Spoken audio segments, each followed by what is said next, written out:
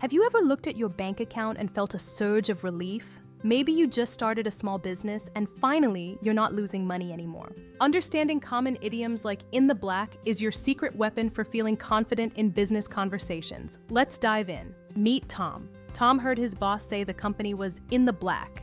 He didn't know what it meant.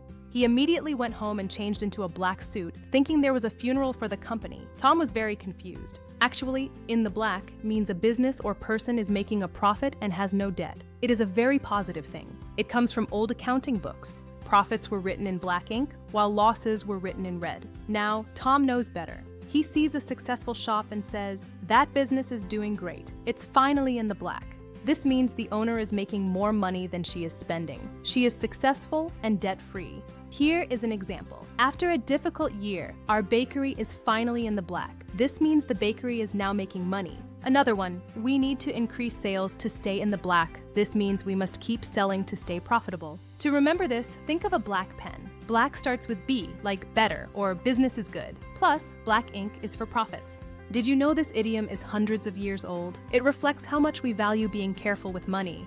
While colors for money vary globally, "in the black" is used in almost all English-speaking business regions. Similar phrases include breaking even, which means no profit or loss, and making a killing, which means making a lot of money. The opposite is in the red, which means you are losing money. Stay away from the red. A common mistake is saying at the black or on the black. Always use the word in. It is in the black. Also remember, this is only for money. Don't use it to describe your mood or your clothes. Time for a quiz. What does "in the black" mean?